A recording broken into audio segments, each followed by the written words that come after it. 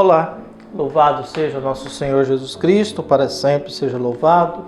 Glória ao Pai, ao Filho e ao Espírito Santo, como era no princípio, agora e sempre. Amém.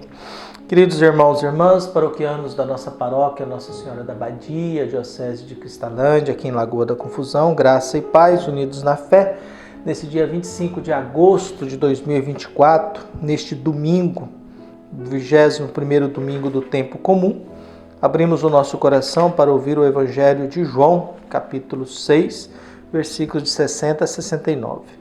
O Senhor esteja convosco, Ele está no meio de nós. Proclamação do Evangelho de Jesus Cristo segundo João. Glória a vós, Senhor. Naquele tempo, muitos dos discípulos de Jesus que o escutaram disseram: esta palavra é dura, quem consegue escutá-la? Sabendo que seus discípulos estavam murmurando por causa disso mesmo, Jesus perguntou: isto vos escandaliza? E quando virdes o Filho do Homem subindo para onde estava antes? O Espírito é que dá vida, a carne não adianta nada. As palavras que vos falei são Espírito e vida. Mas entre vós há alguns que não creem. Jesus sabia desde o início quem eram os que não tinham fé e quem havia de entregá-lo. E acrescentou: é por isso que vos disse, ninguém pode vir a mim a não ser que lhe seja concedido pelo Pai. A partir daquele momento, muitos discípulos voltaram atrás e não andavam mais com ele. Então Jesus disse aos 12, vós também vos quereis ir embora? Simão Pedro respondeu: a quem iremos, Senhor? Tu tens palavras de vida eterna. Nós cremos firmemente e reconhecemos que Tu és o Santo de Deus. Palavra da salvação. Glória a vós, Senhor. A quem iremos, Senhor?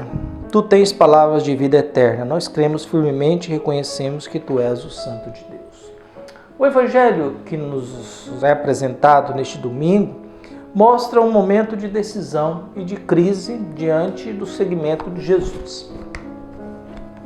A primeira afirmação, essas palavras são muito duras. Quem consegue suportá-las, quem consegue aguentar, é a exigência de Jesus de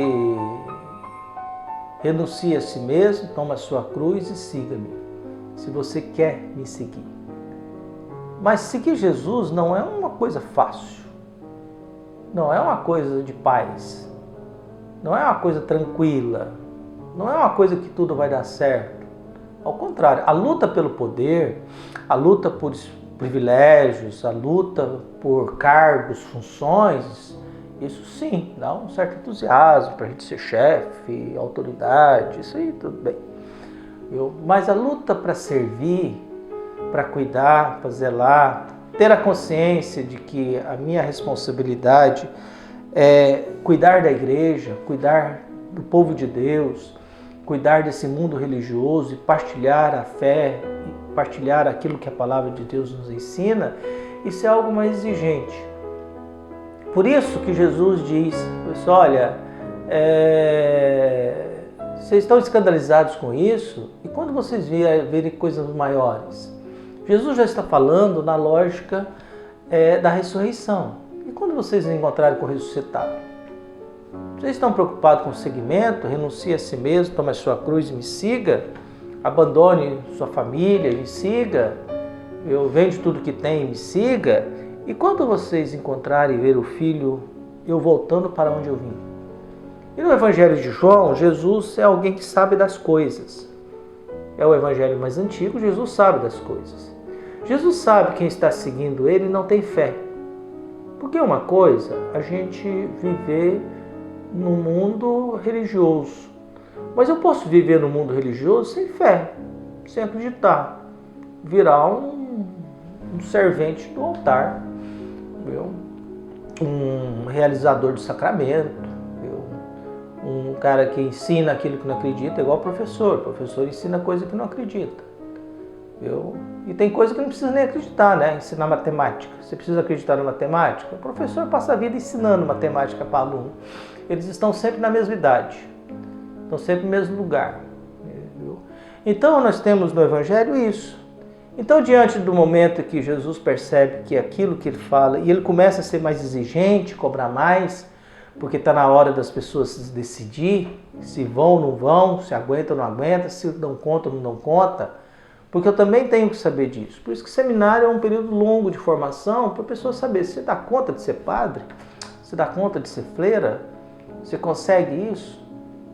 Então nessa luta, nesse exercício, nessa busca constante, a gente vai percebendo esse Deus que aí vai. E aí diante dessa crise agora, já que alguns não têm fé, porque muita gente viveu com Jesus e não acreditou nele.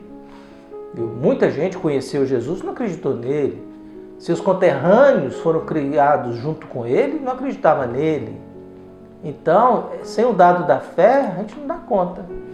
E a gente pode até ser padre sem ter fé. Eu posso até ser padre sem ter fé, sem acreditar, sem rezar. Há muitos por aí. Viu? A gente pode até ser bispo sem rezar, sem ter fé, sem acreditar. A gente entra no discurso dos atores, dos artistas. Por isso essa dimensão é muito cara. E aí, diante desse impasse, muitos abandonam Jesus. É um momento de discernimento, é um momento de abandono. E aí Jesus pergunta para os 12, vocês também querem ir embora? Então nós estamos num momento na vida de Jesus muito dramático, muito difícil, muito tenso, viu? Porque muitos não acreditam nele. E aí ele pergunta, sobrou os 12, vocês também querem ir embora? Pedro é que salva. A quem iremos? A quem iremos? Só tu tens palavras de vida. E acaba sendo isso, a quem iremos? Quem é que nós vamos procurar? Quem é que nós vamos ouvir? Quem que nós vamos ler? Em quem nós vamos acreditar? Aonde nós vamos buscar um alimento que traga para a minha vida um pouco de esperança diante da dor de viver, diante da dificuldade de estar nesse mundo, diante dos conflitos de convivência, diante do mundo hostil em que nós vivemos?